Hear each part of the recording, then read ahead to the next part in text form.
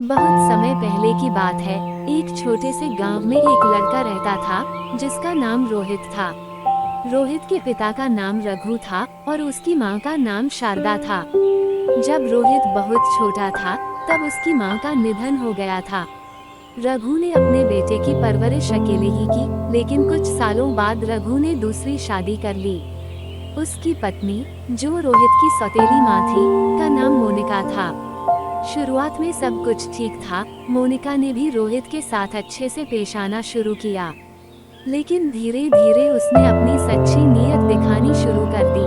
वो हमेशा रोहित को ताने देती, उसकी छोटी छोटी गलतियों पर उसे डांटती और कभी भी उसे प्यार नहीं देती।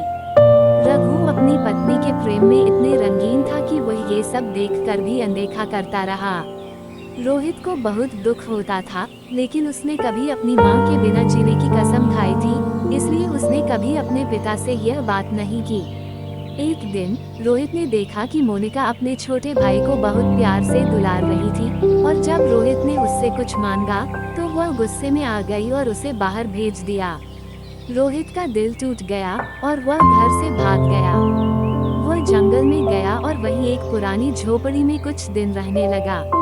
वहाँ एक बुजुर्ग महिला ने उसे देखा और उसकी हालत देखकर उसे अपने घर ले आई। उस महिला ने रोहित को बहुत प्यार और देखभाल दी।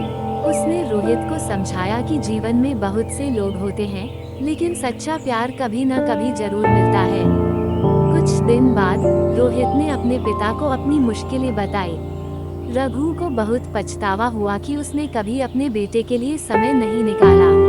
उसने मोनिका से अलग होने का निर्णय लिया और रोहित को अपने पास बुलाया।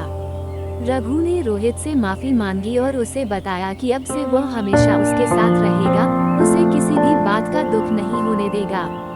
रोहित ने अपने पिता को माफ किया और वह फिर से अपने घर लौट आया,